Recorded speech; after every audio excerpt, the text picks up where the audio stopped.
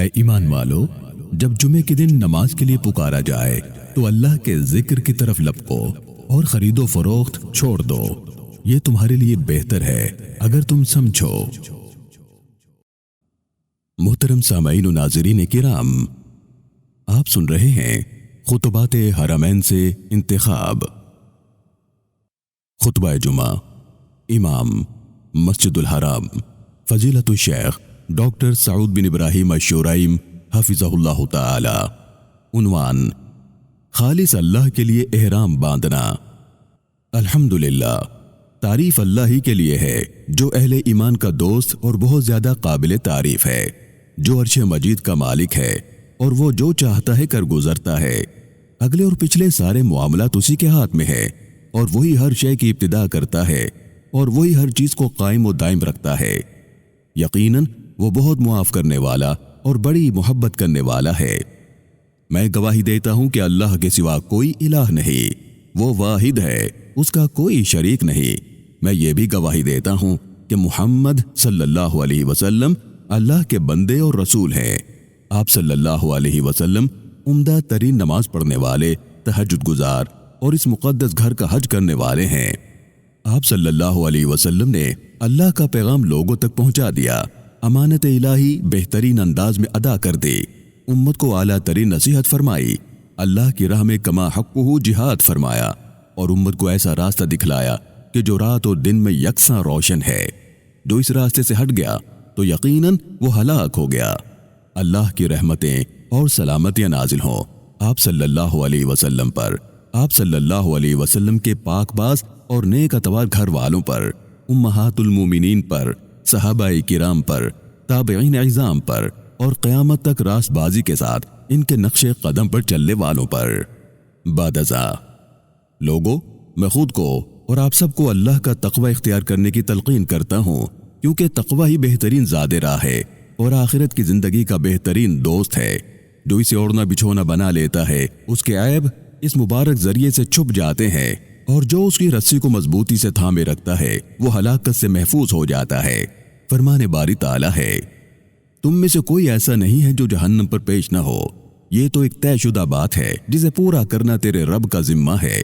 تاہم پھر ہم ان لوگوں کو بچا لیں گے جو دنیا میں متقی تھے، اور ظالموں کو اسی میں گرا ہوا چھوڑ دیں گے۔ اے مسلمانوں، اے بیت اللہ کے حاجیوں، اللہ تعالیٰ نے اپنے بندوں کو یکے بعد دیگرے ایسے مبارک ایام سے نوازا ہے جن سے دل زندہ اور نفس پاکیزہ ہو جاتا ہے۔ اللہ رب العالمین نے ان ایام کو اللہ کی رضا کا سامان تیار کرنے، اللہ سے کیے گئے وعدے کو تازہ کرنے اور دنیا اور اس کی زیب و زینت سے پاکیزگی حاصل کرنے کے لیے ایک خصوصی موقع بنایا ہے۔ ابھی کچھ ہی وقت گزرا ہے کہ اللہ کے بندے رحمتوں اور برکتوں بھرے ایک مہینے کو خیر بات کہہ رہے تھے کہ افق پر ایک دوسرا ذکر اذکار، تسبیح و تحلیل اور تکبیر و تلبیہ کا مہینہ نمودار ہوا۔ یقیناً بہت جلد وقوف عرفات کا، حج کا، جمرات کا، میل کچیل دور کرنے کا اور اس پاکیزہ کعبے کے طواف کا مہینہ آ رہا ہے، اور یہ شاعر الہی کی تعظیم جیسی عظیم نیکی کا مہینہ ہے کہ جس کے ذریعے سے تقوی کی تکمیل ہو جاتی ہے۔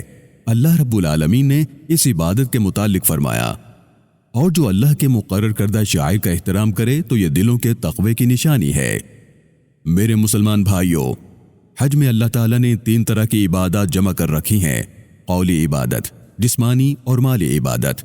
اور چونکہ یہ تینوں قسم کی عبادتیں بہت ہی بلند مرتبہ اور عظیم الشان ہے، اس لیے انہیں ادا کرنے سے پہلے دنیا کی قدورتوں سے پاک ہونا اور ان عبادتوں کی راہ میں حائل تمام رکاوٹوں کو ہٹانا لازم ہے۔ یہی وجہ ہے کہ حاجی نیت اور تلبیہ سے بھی پہلے سلے ہوئے کپڑے اتار دیتا ہے۔ یوں لگتا ہے کہ یہ عمل پاکیزگی اور ہر برائی سے برات کا اعلان ہے، گویا کہ یہ ظاہری شکل و صورت سے بالاتر ہو کر باطن پر توجہ دینے کی نوید ہے کہ پرہیزگاری اور تقرب اللہ انسانوں کی عظمت جانچنے کے لیے بہترین معیار ہے۔ آپ صلی اللہ علیہ وسلم نے فرمایا، اللہ تعالیٰ آپ کا جسم و شکل و صورت نہیں دیکھتا، بلکہ آپ کا عمل اور حال دل دیکھتا ہے۔ اس حدیث کو امام مسلم نے روایت کیا ہے۔ سلے ہوئے کپڑے اتار دینے کا عمل مختلف رنگ و نسل کے تمام حاجیوں کو یک رنگ کر دیتا ہے۔ اس کے ذریعے سردار اور کم مرتبہ مزدور، مالدار اور فقیر اور ہر مرتبے کے لوگ بالکل یکساں اور برابر ہو جاتے ہیں۔ اگر سب لوگ اپنے اپنے عام لباسی میں ملبوس رہتے تو ان کی نظریں بھی کپڑوں اور ظاہری شکل و صورت ہی پر مرکوز رہتی، اس وجہ سے ان میں رشک اور حسد پیدا ہو جاتا اور اس کا نتیجہ بغض اور دل کی قدورتوں کی شکل میں ظاہر ہوتا اور یوں دلوں میں نفرت پیدا ہو جاتی اور یوں وہ بالآخر اپنے خالق و پروردگار سے دور ہو جاتے۔ سلے ہوئے کپڑوں سے علیحدگی دراصل شہوت پرستی، خودنمائی اور دنیا پرستی سے بیزاری کا پیغام ہے۔ یہ نفرتوں اور قدورتوں سے، عیب جوئی سے اور بے انصافی سے توبہ کا عزم ہے۔ اس کا مقصد نفس کو ظلم و ستم سے باز رکھتے ہوئے ان عیوب کی ضد یعنی عدل جیسی بھاری ذمہ داری کے لیے انسانوں کو تیار کرنا ہے تاکہ احرام پہننے والا مخموم کے درجے تک رسائی حاصل کر لے، جسے آپ صلی اللہ علیہ وسلم نے افضل ترین انسان قرار دیا ہے۔ آپ صلی اللہ علیہ وسلم سے دریافت کیا گیا کہ لوگوں میں سب سے افضل کون ہے؟ آپ صلی اللہ علیہ وسلم نے فرمایا، مخموم دل والا اور سچی زبان والا۔ صحابہ کرام نے دریافت کیا، سچی زبان کی تو سمجھ آ گئی، لیکن یہ مخموم دل والا کون ہے؟ آپ صلی اللہ علیہ وسلم نے فرمایا، پرہیزگار اور پاکیزہ دل والا، جس میں نہ کوئی قدورت ہو اور نہ کوئی حسد۔ اس حدیث مبارکہ کو امام ابن ماجہ رحمہ اللہ نے روایت کیا ہے۔ اللہ کے بندو، سلے ہوئے ملبوسات سے علیحدگی ہر قسم کی ملاوٹ سے پاکیزگی کا نام ہے۔ سلے ہوئے کپڑوں سے الگ ہونے کا مطلب یہ ہے کہ کپڑوں کی جگہ احرام پہن لیا جائے، اور شرک سے پاک ہونے کا مطلب یہ ہے کہ غیر اللہ کی عبادت چھوڑ کر بس اللہ وحدہ لا شریک کی عبادت کی جائے، اور بدعت سے الگ ہونے کا مطلب یہ ہے کہ نبی اکرم صلی اللہ علیہ وسلم کے راستے کے علاوہ تمام راستوں سے برات اختیار کی جائے اور اللہ کی عبادت صرف اور صرف طریقہ نبوی صلی اللہ علیہ وسلم کے مطابق کی جائے۔ سلے ہوئے کپڑوں سے علیحدگی میں واضح اشارہ ہے کہ ذبائش سے پہلے آلائش ہٹا دینا ضروری ہے، اس لیے کیونکہ دل کو سنوارنے سے پہلے اسے ہر خامی و برائی سے پاک کرنے کا مرحلہ آتا ہے۔ بالکل اسی طرح جس طرح جو خالص دودھ چاہے اسے جھاگ اتار دینا لازم ہوگا، فرمان باری تعالی ہے۔ اور جو آخرت کا خواہش مند ہو اور اس کے لیے کما حقہ سعی کرے اور ہو وہ مومن، تو ایسے ہر شخص کی سعی مشکور ہوگی۔ اللہ آپ کی نگہبانی فرمائے۔ حاصل کلام یہ ہے کہ خالی ہونے کے لیے صرف دو لازمی حصے ہیں، تیسرا کوئی نہیں۔ پہلا محض اخلاص اور دوسرا صرف پیروی۔ محض اخلاص کا مطلب ہے کہ شرک کے ہر چھوٹے بڑے چھپے یا کھلے شائبے تک سے خود کو پاک کر لیا جائے، کیونکہ شرک سے پاکیزہ لوگ ہی حقیقی اخلاص اپنا سکتے ہیں۔ حج میں موجود توحید کے نمایاں تمام پہلوؤں کا احاطہ تو یہاں ممکن نہیں، تاہم قرآن کریم کی یہ آیت مبارکہ اس معاملے میں بہت جامع ہے۔ ارشاد باری تعالی ہے، فرمایا، حج اور عمرے کو اللہ کے لیے پورا کرو، یعنی صرف اور صرف اللہ کی خوشنودی کے لیے پورا کرو۔ حاجیوں میں ایسے لوگ بھی ہوتے ہیں جو دکھاوے کی نیت سے یا شہرت کی خاطر حج کرتے ہیں، کچھ ایسے بھی ہوتے ہیں جو دنیا سمیٹنا چاہتے ہیں، کچھ دوسری خواہشات کی تکمیل کی غرض سے حج کرتے ہیں، لیکن صرف اور صرف اخلاص کے ذریعے ہر طرح کے دیگر مقاصد کا راستہ بند ہو جاتا ہے۔ اللہ آپ کی نگہبانی فرمائے۔ صرف اور صرف اطاعت عظیم خصلت اور مضبوط قلعہ ہے۔ اصلی اخلاص کو اسی کے ذریعے سے قائم و دائم رکھا جا سکتا ہے، اور بھلا اس اخلاص کا کیا فائدہ جس میں نبی اکرم صلی اللہ علیہ وسلم کی پیروی اور اطاعت شامل نہ ہو۔ اخلاص موضوع ترین اوصاف ہی سے جڑا رہنا چاہیے، یعنی آپ صلی اللہ علیہ وسلم کے طریقے کے ساتھ اخلاص ہونا چاہیے۔ دونوں چیزوں میں اخلاص ٹھیک سے اپنا لینے والوں کے حسن قول و فعل کے متعلق مت پوچھیے۔ محض اخلاص اپناتے ہوئے طریقہ نبی صلی اللہ علیہ وسلم پر عمل کرنے والے سے یہی امید ہو سکتی ہے کہ وہ بولے تو درست اور حکمت کے بول بولے، فیصلے کرے تو منصفانہ، کسی کا کوئی وصف بیان کرے تو عین حقیقت، فضول باتیں سنے تو دور ہٹ جائے، اور رائے قائم کرے تو خواہشات سے دور رہتے ہوئے منطقی اور منصفانہ طریقہ کار اپناتے ہوئے کرے۔ لوگ رضامندی کا اظہار کریں تو عیب ماننے سے انکار نہ کرے، لوگوں کی آنکھوں میں ناراضی جھلکے تو ظلم و زیادتی اور الزام تراشی پر نہ اترے۔ سلف صالحین نے فرمایا، ان لوگوں جیسا مت بنو جنہیں لوگوں کی رضامندی باطل کی طرف لے جاتی ہے اور لوگوں کا غصہ حق سے دور کر دیتا ہے۔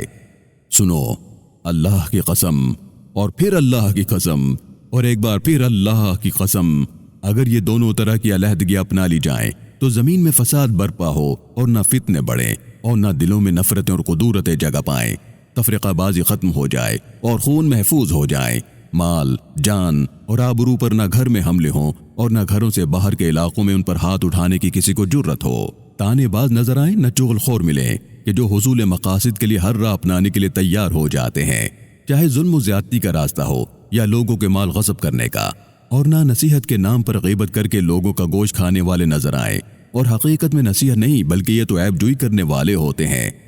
غیرت کے نام پر یہ گھناؤنا اور مذموم عمل کرنے والے، بلکہ یوں کہنا چاہیے کہ حسد کرنے والے، رہنمائی کے نام پر اس جرم میں ملوث ہونے والے، بلکہ فساد برپا کرنے والے بھی نظر نہ آئیں۔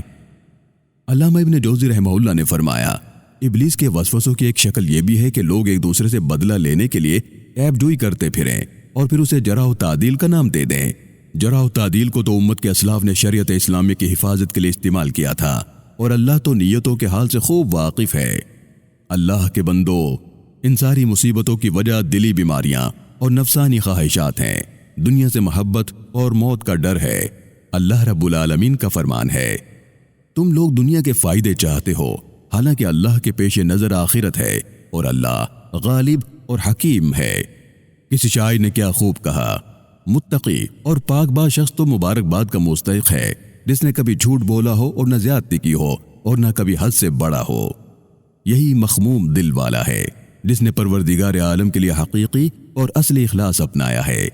اللہ تعالیٰ میرے لیے اور آپ کے لیے قرآن کریم اور سنت نبوی صلی اللہ علیہ وسلم کو باعث برکت بنائے، آیات اور ذکر حکیم سے استفادہ کرنے کی توفیق عطا فرمائے۔ میں نے جو کہا وہ آپ نے سن لیا، اگر درست کہا تو اللہ نے کہلوایا، اگر غلط کہہ گیا تو اپنے نفس اور شیطان کی وجہ سے کہا۔ میں اللہ سے اپنے لیے، آپ کے لیے اور تمام مسلمین و مسلمات کے لیے ہر غلطی اور کوتاہی کی معافی مانگتا ہوں۔ آپ بھی اسی سے معافی مانگو، بالیقین میرا رب معاف فرمانے والا ہے۔ دوسرا خطبہ۔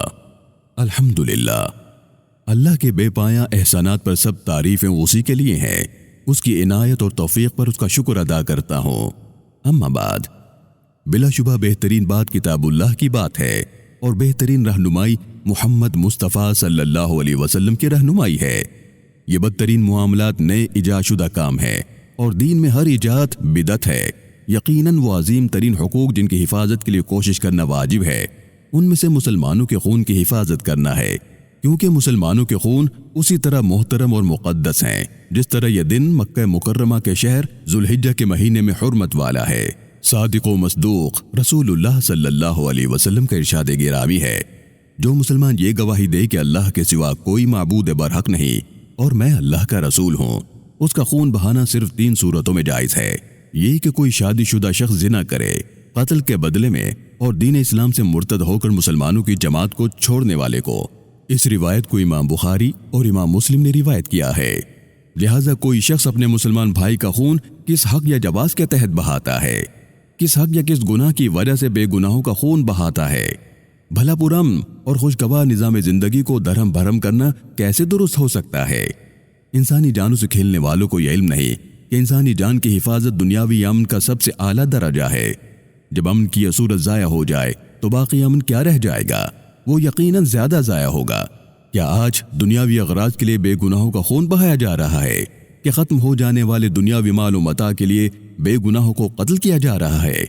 آخر امت اسلامیہ کب خواب غفلت سے بیدار ہوگی تاکہ اسے اس فتنے کی خطرناکی کا اندازہ ہو جس نے دل خون خون کر دیے ہیں اور آنکھیں غم و حزن سے چھلک گئی ہیں؟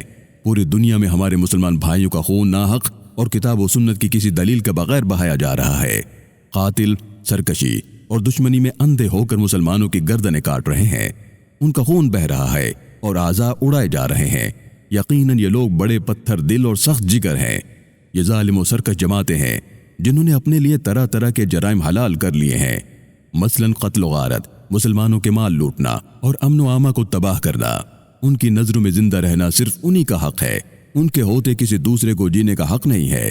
یہ اپنے لیے انقلاب، قتل و غارت، بے گناہوں کا خون بہانا اور ہمسائیگی کے حقوق غصب کرنا جائز سمجھتے ہیں، حتیٰ کہ خون بہانا ان کا شیوا بن گیا ہے اور وہ اسی پر خوش و خرم ہے۔ خبردار خبردار، قاتل کو بدترین موت کی خوشخبری سنا دو، اگرچہ اس کا یہ انجام ایک طویل وقت کے بعد ہی ہو۔ یا قیامت کے روز عدل و انصاف کرنے والے اللہ کے دربار میں کیسے اخلاق اور کیسے ذمے کے ساتھ حاضر ہوں گے، جبکہ اس وقت نہ کوئی مال فائدہ دے گا اور نہ اولاد۔ حقیقت یہ ہے کہ اس میں ایک نشانی ہے ہر اس شخص کے لیے جو عذاب آخرت کا خوف کرے۔ وہ ایک ایسا دن ہوگا جس میں سب لوگ جمع ہوں گے اور پھر جو کچھ بھی اس روز ہوگا سب کی آنکھوں کے سامنے ہوگا، کیونکہ اس دن سب سے پہلا فیصلہ قتل کا ہوگا۔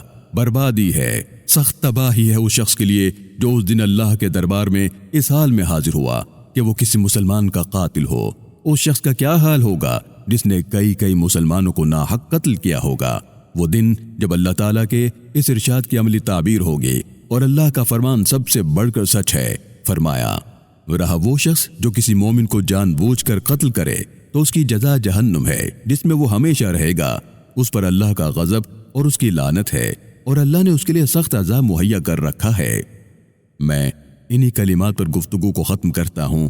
تم ساری انسانیت کے سردار اور افضل البشر محمد ابن عبداللہ صاحب حوض کوثر اور شافع محشر صلی اللہ علیہ وآلہ وسلم پر درود و سلام بھیجو۔ اللہ تعالیٰ نے تمہیں اسی کا حکم دیا ہے۔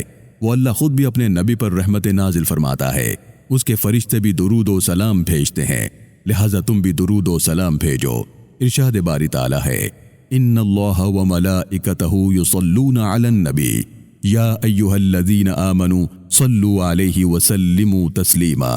بے شک اللہ اور اس کے ملائکہ نبی صلی اللہ علیہ وسلم پر درود بھیجتے ہیں۔ اے لوگو جو ایمان لائے ہو، تم بھی ان پر درود و سلام بھیجو۔ اے اللہ، نورانی چہرے والے، حسین و جمیل، کشادہ جبیں والے، اپنے حبیب محمد مصطفیٰ صلی اللہ علیہ وسلم پر درود و سلام بھیج، اور اس کے چاروں خلفاء ابو بکر و عمر، عثمان و علی رضی اللہ عنہم، اور اپنے نبی محمد صلی اللہ علیہ وسلم کے تمام صحابہ، اور تا قیامت نیکی میں ان کی اتباع کرنے والوں سے راضی ہو جا۔ اے ارحم الراحمین، اپنے جود و کرم اور بخشش و مغفرت سے ہم سب سے بھی راضی ہو جا۔ اے اللہ، اسلام اور مسلمانوں کو عزت عطا فرما۔ اے اللہ، اسلام اور مسلمانوں کو غلبہ عطا فرما۔ اے اللہ، اسلام اور مسلمانوں کو عزت و غلبہ عطا فرما۔ شرک اور مشرکین کو ذلیل و خوار کر دے۔ اے اللہ، اپنے دین، اپنی کتاب، اپنے نبی کی سنت اور اپنے مومن بندوں کی مدد فرما۔ اے اللہ، ہمیں تقوی عطا فرما، ہمارا تزکیہ کر دے۔ بلا شبہ تو بہترین تزکیہ کرنے والا ہے، تو ہی ہماری جانوں کا مولا ہے۔ اے ذوالجلال والاکرام، اے اللہ، دکھی مسلمانوں کے دکھ دور فرما، پریشان حال لوگوں کی پریشانیاں دور فرما، مقروضوں کے قرض ادا فرما، بیماروں کو شفا عطا فرما۔ اے ارحم الراحمین، اپنی رحمت سے فیض یاب فرما دے۔ اے اللہ، ہمیں ہمارے وطنوں میں امن عطا فرما، ہمارے حکمرانوں اور ائمہ کی اصلاح فرما۔ اے ہمارے پروردگار، ہماری حکمرانی انہیں عطا فرما جو تجھ سے ڈرنے والے اور خوف کھانے والے ہوں اور تیری رضا کے پیروکار ہوں۔ اے زندہ اور قائم رہنے والے، اے ہمارے اللہ، ہمارے حاکم کو اپنے پسندیدہ اقوال و اعمال کی انجام دہی کی توفیق عطا فرما۔ اے رب ذوالجلال، اس کے وزراء کی اصلاح فرما۔ اے اللہ، ہماری افواج کی مدد فرما۔ اے اللہ، ہماری سرحدوں کے محافظوں کی مدد فرما۔ اے اللہ، اپنے اور ان کے دشمن کے خلاف ان کی نصرت فرما۔ اے اللہ، ان کے شہداء پر رحم فرما، ان کے گمشدہ کو واپس لوٹا دے۔ اے اللہ، ان کے عزم پختہ اور نشان درست فرما دے۔ اے رب ذوالجلال، ان کی آرا کی درستگی فرما دے۔ اے اللہ، پوری دنیا میں ہمارے کمزور مسلمان بھائیوں کی مدد فرما۔ اے اللہ، فلسطین، شام، یمن اور سارے بلاد اسلامیہ کے کمزور مسلمانوں کی مدد و نصرت فرما۔ اے جلال و اکرام والے، ظالموں کے خلاف ان مظلوموں کی مدد فرما۔ اے ہمارے رب، ہمیں دنیا میں بھی بھلائی عطا فرما اور آخرت میں بھی بھلائی عطا فرما، اور آگ کے عذاب سے ہمیں بچا۔ پاک ہے ہمارا رب جو بڑی عزت والا ہے ان تمام باتوں سے جو یہ لوگ بنا رہے ہیں، اور سلام ہے مرسلین پر۔ آمین آمین یا ارحم الراحمین۔